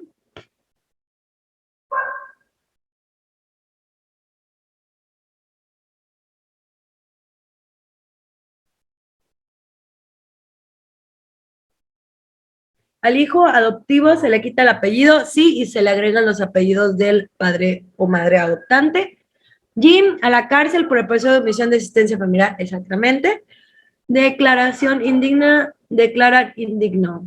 ¿Qué se puede hacer? Dice María González. ¿Qué se puede hacer si el obligado lleva pasando solo el 50 del monto fijado como pensión? Hay que cuantificar el adeudo y solicitar el embargo de algunos bienes para poder reclamarlos y cubrirlos si no es de manera voluntaria, siempre y cuando sea por la vía civil, y si es por la vía penal, hacer la denuncia, puesto que el delito no se comete el delito pagando una parte, sino no se comete el delito pagando integralmente, por lo cual no cubrir la totalidad de lo que fija un juez de pensión también es incurrir en el delito. Obviamente se mide el delito conforme a la conducta penal, porque pues no se le va a castigar igual a una persona que da nada a una persona que da algo, ¿no? Entonces el castigo va a ser proporcional. Aquí, por ejemplo, se detiene y hasta que se llega a un acuerdo se vuelve a dejar en libertad provisional a la persona. Continuando, quiero enfatizar estos párrafos que robustecen nuevamente nuestros argumentos para proteger los derechos de los progenitores. Respecto a la vida familiar, recordó que los estados están obligados a fortalecer de manera más amplia el desarrollo y la fortaleza del núcleo familiar. Siempre el fortalecer los lazos de la familia es un acto positivo para el desarrollo del adulto, del profesionista y de la sociedad. En el párrafo 82, adicionalmente, sostuvo que el Estado debe atender todas aquellas diferencias estructurales que impiden que el contacto y la comunicación entre las personas internas y sus familias se den en condiciones dignas, seguras y con suficiente regularidad, y que deben de adoptar todas aquellas medidas conducentes a asegurar que las personas privadas de libertad no sean recluidas en establecimientos ubicados a distancias extremadamente, como fue en el caso, distantes de su comunidad, sus familiares o representantes legales. Vemos como aquí ya vimos derechos de niños en caso de divorcio, en caso de migración, en caso de estar privado de la libertad y en caso de adopciones. Ahora quiero aterrizar un poco el caso para ver de qué manera mi país lo ha obtenido y he enfatizado algunos conceptos que me parecen muy importantes para resolver casos sobre esta índole. Nos comenta Jim Morales, aquí cuando estás en planilla se fija un porcentaje, con un máximo del 60. Y si eres trabajador independiente, el enunciado realiza la declaración jurada de lo que gana. Si gana 1,000 soles, se abona 250 soles por hijo. Ok, ¿esta te parece, Jim Morales, una medida adecuada? ¿Te parece justa? Coméntame. Julio César Ramírez refiere si un padre nunca se ha hecho cargo de pasarle alimento a sus hijos hace 25 años con discapacidad física. Esto es un grado mayor de vulnerabilidad y dependiendo de su madre, que corresponde si el obligado a la fecha no cumple con su responsabilidad. Bueno, pues se puede presentar una denuncia, pero sí tendría que acompañar de un dictamen médico que acredite la discapacidad física y pues el acta de nacimiento del menor y puede presentarse vía civil, puede hasta reclamarse algún daño moral y solicitar algún tipo de atención psicológica para medir cuál es el daño en la integridad del menor o de la madre, quien es la que ha estado a cargo de esta, y dependiendo si esta discapacidad física es tal que impide a la persona valerse por sí misma o tener algún tipo de trabajo que le permita ganar ingresos propios, puesto que los alimentos se dan siempre y cuando haya una necesidad de recibirlos, ¿sale? También recomiendo, pues, no dejar pasar tanto tiempo, pero pues bueno, cada caso es diferente y muchas veces no se tiene el acceso. Yo, por ejemplo, actualmente me encuentro litigando un caso de paternidad que presentó mi señor padre en el 2010. Yo me gradué en el 2011 y aún estamos en el juicio, se dictó sentencia, estamos en el 2022, son 12 años después, se dictó sentencia, la sentencia malísima, malísima, porque como nos costó mucho encontrar al señor, que nunca se quiso hacer la prueba de ADN y la señora pues era de escasos recursos económicos y no tenía para pagar esta prueba, puesto que la prueba en mi país de ADN es cara, o sea, tienes que tener una clase media alta para poder sufragarla, ¿no? Y aún así con problemas, porque es una prueba cara y pues no la paga el Estado. Entonces se logró a través de un amparo, puesto que había yo girado oficios a muchas dependencias para que nos ayudaran con la prueba de paternidad y ninguna tenía recursos económicos para hacerla a través de un juicio de amparo, que es que la habeas corpus, se logró que el Estado pagara la prueba.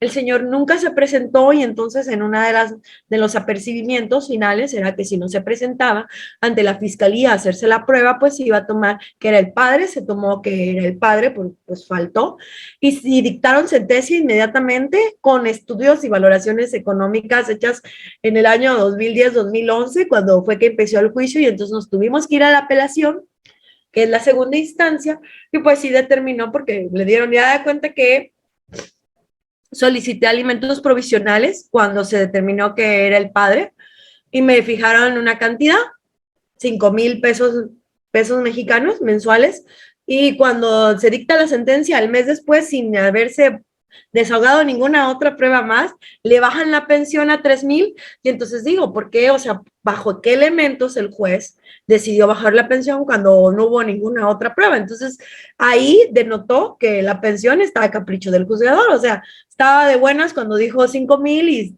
ya cuando dictó la sentencia ya estaba cansado y entonces dictó menos, ¿no? Entonces, estas situaciones, miren cómo la realidad supera, ¿no? La ficción, ¿no? Entonces yo estoy ante un caso de retardo judicial de 12 años y aún estamos reponiendo el procedimiento para volver a girar los oficios, para poder examinar la capacidad económica del deudor alimentario y poder dar una sentencia, y esto nos permitió continuar con la pensión provisional durante esta reposición de procedimiento para aspirar a una mejor pensión, porque aparte de este menor que se le solicitó el reconocimiento de paternidad, también tenía una condición de discapacidad porque tenía un problema en la pierna que le permea cierta movilidad, por lo cual él también cumplía con esta doble condiciones que lo hacen más vulnerable, ¿no? Vamos a ver. Doctora, ¿cómo nos comenta? Ay, me fui muy arriba. Nos comenta Luis Miguel Chávez. Doctora, ¿cómo puede un padre proteger su derecho de que su familia se encuentre unida? Cuando a raíz de un proceso judicial sobre un menor infractor, hijo del padre responsable de la infracción, y como medida socioeducativa se resuelve el internamiento en un centro de rehabilitación a más de 12 horas de su domicilio, dificultando que el menor vea a sus funcionarios de más familiares merecido por su respuesta. Híjole, en este caso te encuadraría muy bien el caso de González y Escobar para solicitar e investigar. Tú podrías tomar la iniciativa e investigar el caso López y otros contra Argentina para solicitar esta medida, para reevaluar esta medida y poder tú proponer hacer un listado de lugares que tú consideres que estén cerca en el cual se pudiera brindar este tratamiento. O sea, decirle, oye, juez, revalora, reconsidera tu decisión. Puede ser a través de un recurso ordinario, en mi país se llama regularizar el procedimiento, o puede ser a través de un recurso beinstancial en el cual ya sirva el superior jerárquico para volver a revalorar esta y proponer lugares más cercanos. Porque es muy importante, como refiere, para la rehabilitación hasta de un menor infractor más, el poder estar cerca de, pues, de los padres y los padres de los hijos.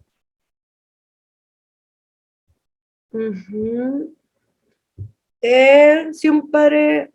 Ahí sí, ya la contesté. Gis Morales dice, en Perú, antes se tenía que enviar la prueba de ADN al país amigo de Chile. ¡Wow!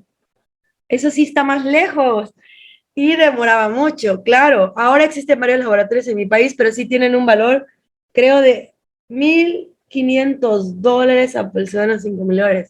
Es caro, es muy caro, ¿sí? Entonces esto, yo creo que debería haber una institución pública que pueda coadyuvar en el pago, a lo mejor no financiándolo 100%, pero sí a través de un estudio socioeconómico a los progenitores para poder brindarle algún tipo de aportación gubernamental, puesto que imagínense qué tan importantes son los derechos de saber quién es tu papá, ¿no? Es muy importante. Psicológicamente tiene un impacto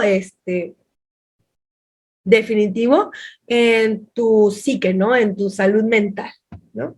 Vamos a ver que entonces quiero que hagamos como un resumen de todos los nuevos conceptos que hemos aprendido en estas asesorías, en esta plática que hemos tenido muy amena, muy cordial, muy atentos todos los espectadores. Quiero felicitarlos por su esfuerzo.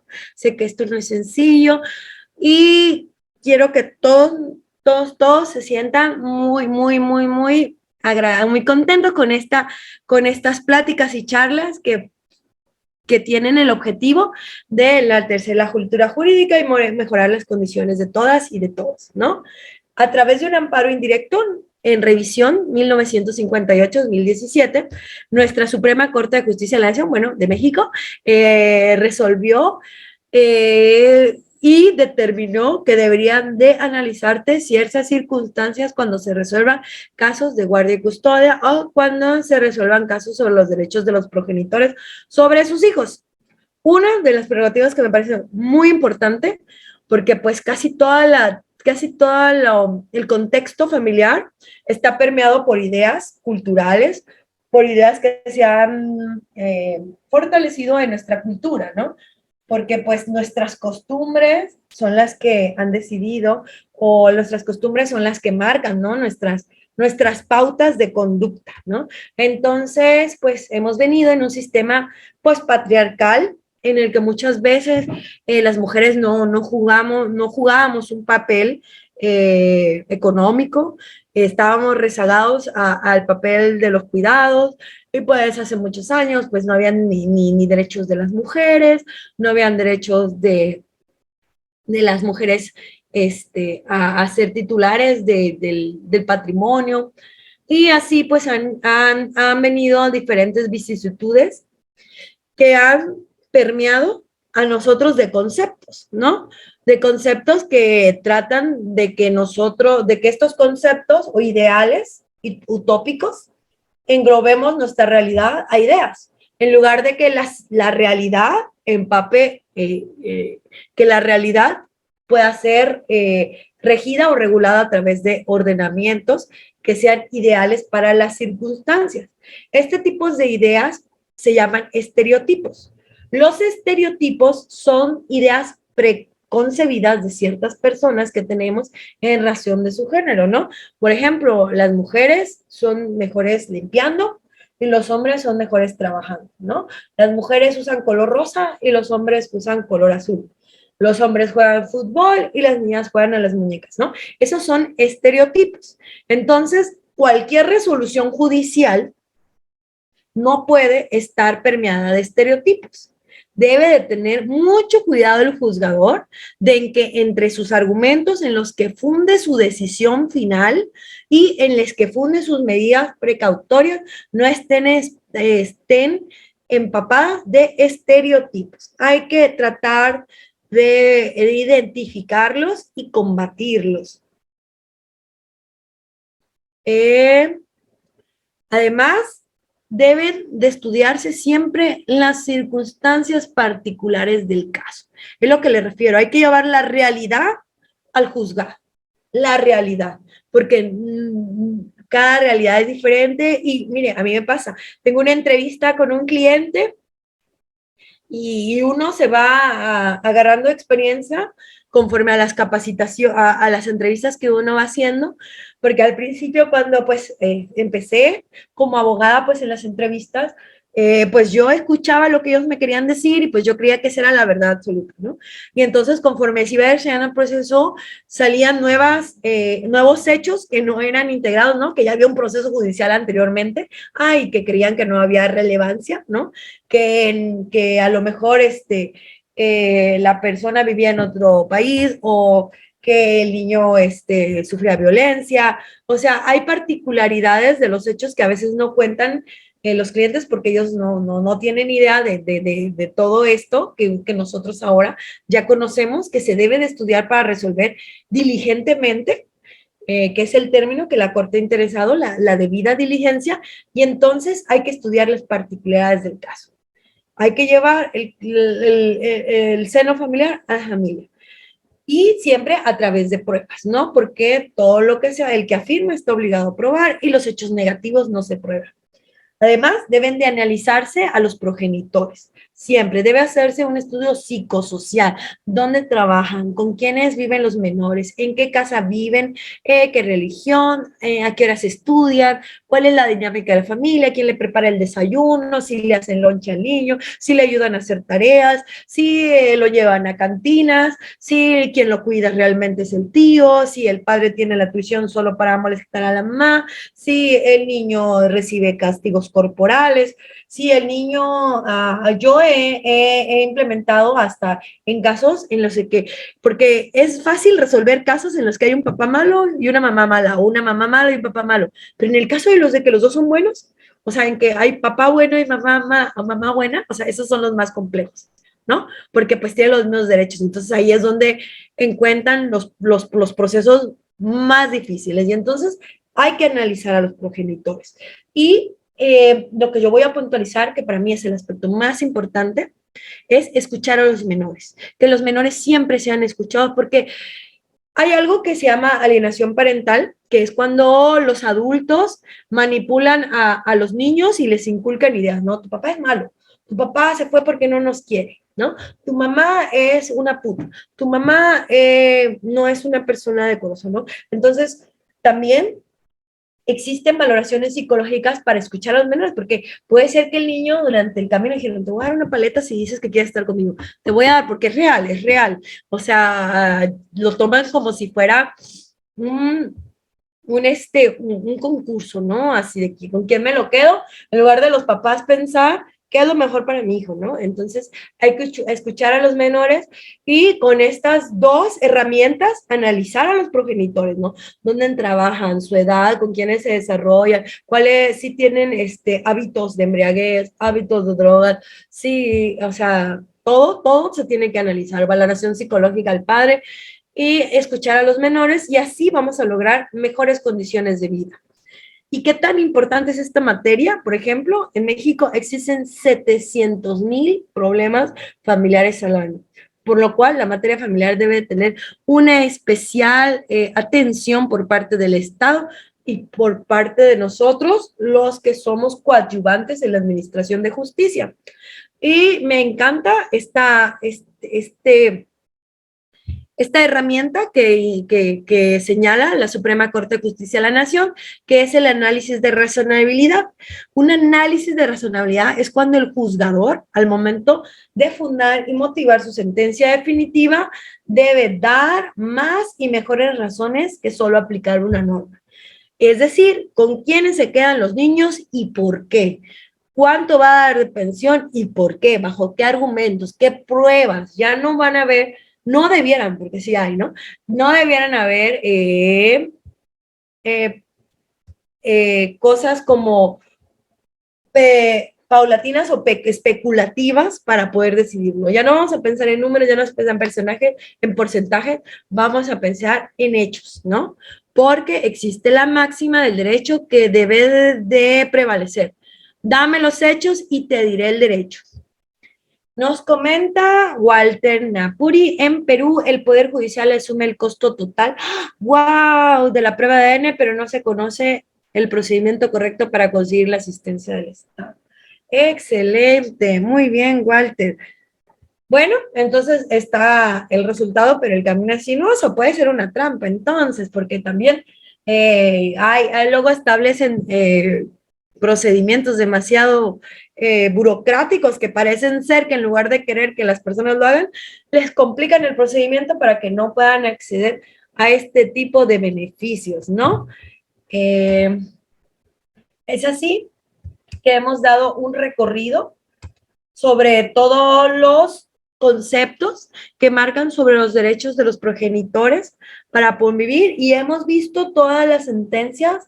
Hay muchas sentencias más de casos paradigmáticos en los cuales ha resuelto la Corte Interamericana en razón de que nuestros organismos nacionales han resuelto en algunos casos de manera ineficaz los conflictos que se ponderan en los juzgados de primera instancia.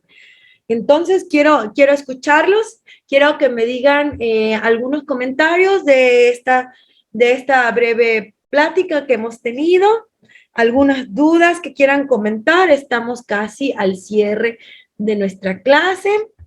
Siguen por ahí, muy bien, Del, gracias por prender la cámara. Excelente, doctora. Más que una cátedra que usted nos brinda, es un conversatorio muy bueno, y agradecemos, doctora. Es, como dijo como decía uno de nuestros participantes, muy puntual y precisa su respuesta, doctora, y la cual es muy bueno para nosotros y más para los abogados. Y doctora, en estos momentos tenemos a la doctora Judith. Le doy pase al audio. ¿Cómo está, doctora Judith? Y luego damos pase a la otra con el nombre Del. Muy buenas noches, doctora Judith. Qué gusto saludarla. Está activo su audio. Buenas noches. Estoy con otra máquina. Mi nombre es Alberto Guillermo Pinto Espinosa. Gracias, María. Qué gusto, doctor. Gracias. Doctora, una consulta. En el Perú, respecto al tema de que los padres tengan por igual a los hijos, hay jurisprudencia en que si hay violencia en uno de ellos demostrada, pierde la tenencia compartida. O sea, no hay forma de que se le dé tenencia compartida. Existe jurisprudencia criticada, obviamente.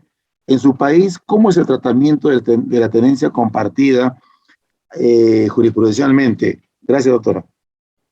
Ay, excelente pregunta, muchas gracias. Pues mire, para mí es un éxito cuando las familias logran convenir o el juez resuelve una tenencia compartida, porque quiere decir que las condiciones en la familia son armónicas y que a ambos, a los hijos y a los hijos les atañe el derecho de poder convivir con sus padres y que en ambos lugares se encuentra cuidado debidamente.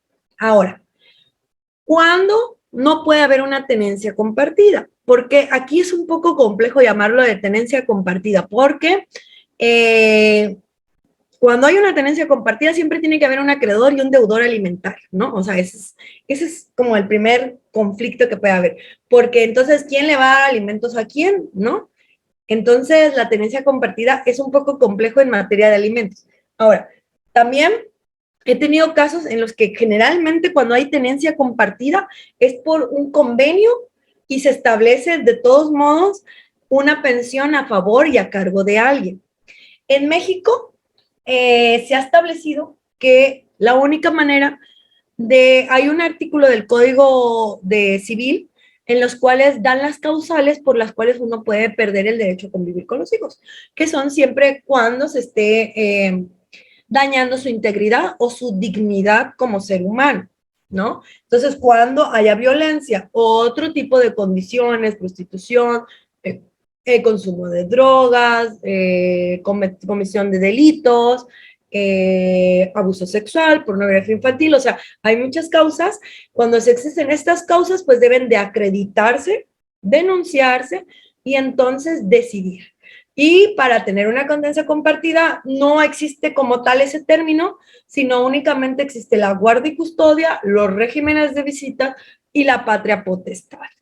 Y únicamente esto de guardia y custodia compartida podría ser cuando existe un sano o un espacio idóneo para los hijos dentro de cada uno, cuando cohabitan con cada uno de los padres.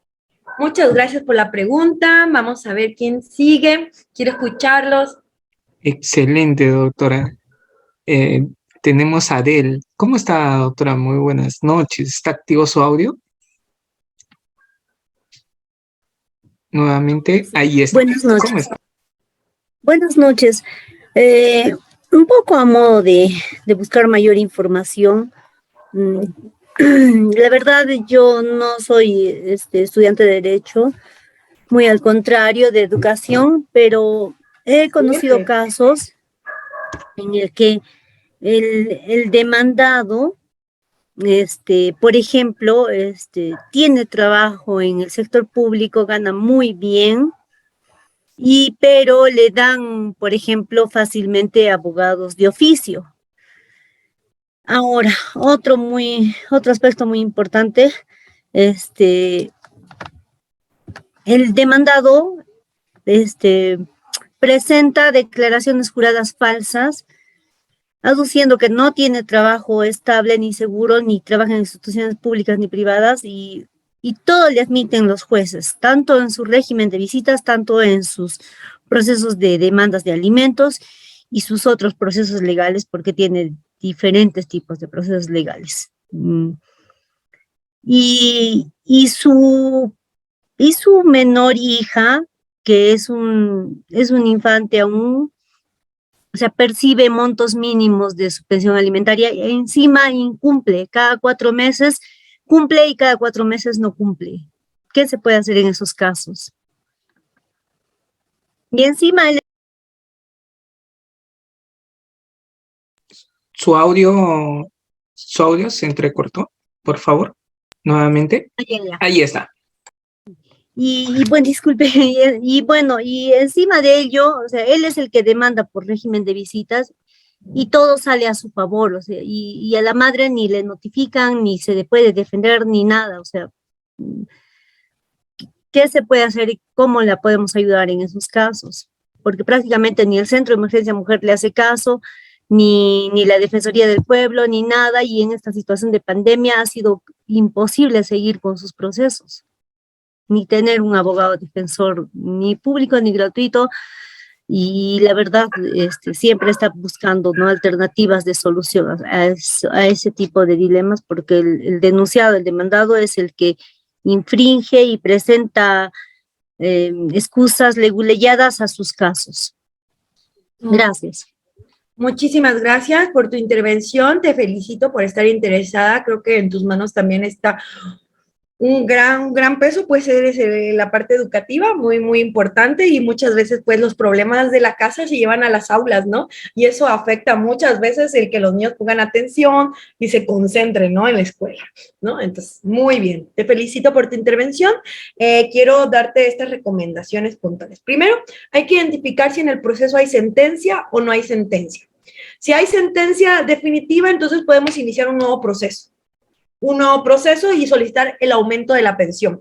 Porque, ojo, no quiere decir que la pensión en la primera sentencia es definitiva. Yo puedo demandar el aumento conforme va creciendo mi niño o conforme van creciendo mis necesidades o conforme va creciendo la capacidad económica del deudor. Entonces, hay que ver si hay sentencia o no hay sentencia. Si no hay sentencia, entonces hay que presentar más pruebas en el proceso. Y si presentan testigos falsos, hay que presentar un incidente de tacha de testigos. Cuando hay un testigo falso, inmediatamente presento un incidente de tacha de testigos y manifiesto dentro del proceso que lo que están diciendo es mentira. No, porque si uno no lo dice, quiere decir que uno está conforme con lo que el testigo dice. En caso de incumplimiento, hay que darle vista al Ministerio Público y presentarlo por la vía penal. Ahí no se perdona. En la vía penal no se perdona y podríamos decir que los deudores alimentarios más complicados, ahí es donde pues aprenden la lección, porque pues el privar de la vida sí es lo único que les preocupa, ¿no? O el único medio, el último medio que yo recomendaría en casos de total incumplimiento, ¿no? Porque pues muchas veces lo detienen. Y ahí es donde ya toman la responsabilidad y dicen, no, esto es grave, ¿no? Esto es grave, no quiero que me vuelva a pasar, porque no hay excusa para no pagar los alimentos. Y además, si demanda régimen de visitas y no incumple, podríamos decírselo a la juez. No es una condicionante porque hay que ver qué tal están los niños en las visitas. Los niños están contentos porque muchas veces no deberíamos de condicionar el que, bueno, tu papá no está dando los alimentos, no me importa que te la pases muy bien, hijo, no vas a ir. No, no se puede hacer eso, ¿no? Entonces hay que ver cómo están los niños. Los niños disfrutan sus visitas, hay que continuar con las visitas, ¿no? Hay que verlo por otro lado. Y en el caso de que no notifiquen, eso sí es grave. Se presenta un incidente de nulidad de notificaciones y se viene abajo, porque toda resolución que no se notifique no puede ejecutarse a la parte que no se ha notificado. Y en el caso de que se ejecute, a pesar de que no haya notificación, nos podemos ir a un amparo o a un recurso, ¿no? Y debe de ganarlo, porque la notificación es el derecho de audiencia y si se viola, se puede nulificar todo acto. Muchas gracias por tu pregunta. Espero que esto coadyuve un poquito a hacerlo. Y pues valoraciones psicológicas, yo creo que eso estaría muy bien, y estudios socioeconómicos a las partes. Vamos a ver, todavía tenemos tiempo de alguna participación más, por favor, doctor Rieder. Excelente. Cerramos con la doctora Judith. Doctora Judith, con usted concluimos la cátedra de hoy. Doctora Judith, muy buenas noches. ¿Está activo su audio? Nuevamente. Muchas gracias. Doctor, ¿cómo está? No se preocupe, estoy con otro tipo de laptop.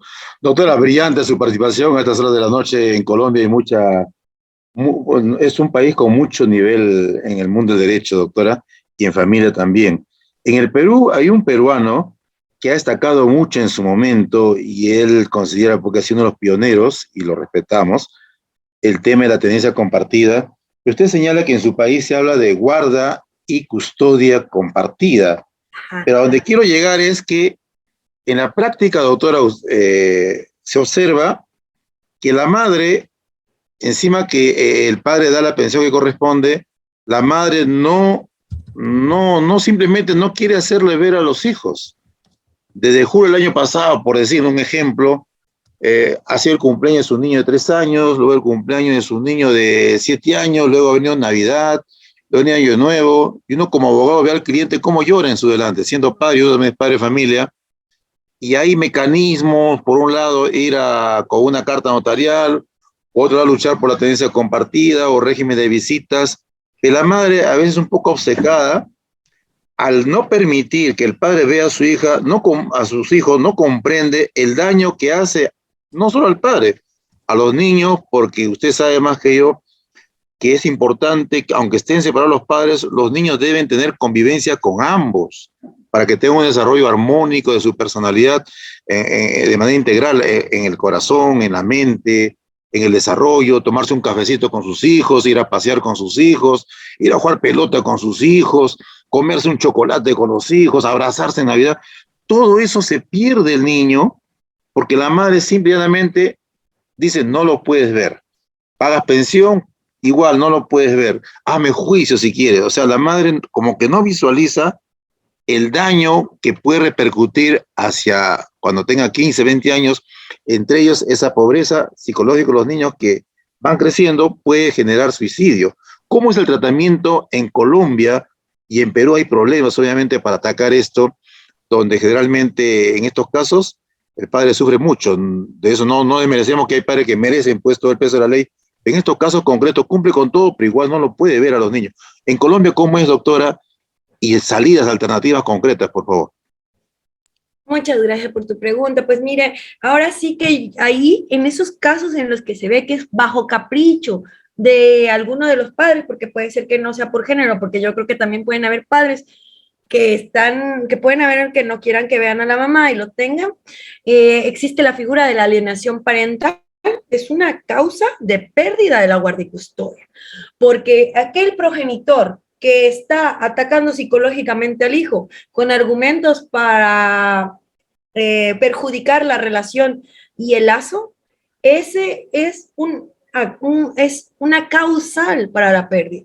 Entonces yo creo que debería de solicitar esta medida y en caso de que no se la den, existen otros medios. Por ejemplo, si estamos fuera de un proceso judicial y no hay ningún juicio, pues solicitar el régimen de convivencia. A lo mejor no irnos directamente a la demanda civil, sino podremos ir a una institución pública, por ejemplo, el DIF aquí es una institución que se encarga de proteger a la familia, pero es de manera administrativa y se envían invitaciones para que la familia de manera voluntaria lleven a convenios y estos convenios se firman de manera administrativa, ¿no? O, por ejemplo, existen otras áreas como instituciones que se encarguen de proteger a la familia, en el cual los medios alternativos de justicia que ahora están agarrando como una fuerza mayor, en el que las partes construyen un convenio ante estos organismos y esta se eleva a categoría de sentencia definitiva y se puede resolver. Puede ser que también los padres traten de solicitar que la madre que está entorpeciendo o dificultando la relación sea valorada psicológicamente para poder denotar si existe algún tipo de odio hacia el coprogenitor, si no ha podido perdonar esa ruptura, si tiene algún problema algún daño, ¿no? O sea, que su juicio no esté adecuado, ¿no? Que su juicio se vea permeado por el odio o por no poder perdonar. Entonces, podemos irnos por la vía civil, a través de la jurisdiccional, a través de la vía penal, a través de la vía administrativa, a través de los medios alternativos de justicia y solicitar la intervención. Yo considero que ahí en esos casos no es es un problema jurídico, pero el problema jurídico no le va a dar la respuesta, porque entonces a quien hay que tratar es a ese cónyuge que está actuando indebidamente en contra del desarrollo y la felicidad de su propia familia. Entonces yo creo que ahí sí ya requiere un tratamiento, unas medidas alternativas para poder verlo, porque hay muchas veces que hay personas que tienen ciertas enfermedades mentales que no son diagnosticadas, ¿no? La bipolaridad, existen otro tipo de situaciones que van más allá de un berrinche, sino que puede ser ya una condición mental, ¿no? O sea, que ya haya algún padecimiento o algún tipo de circunstancia que le hace que no se conduzca adecuadamente. Y pues sí es grave, porque si esta conducta persiste en no obedecer a las autoridades, en el caso de que ya hayas utilizado todas las herramientas que mencioné y que aún así haya una resistencia, pues los juzgados todos los jueces tienen herramientas para hacer cumplir sus determinaciones. Van desde multas económicas, primero es voluntariamente, permítale señora convivir con sus hijos en tal horario, tal día, y va a pasar por él.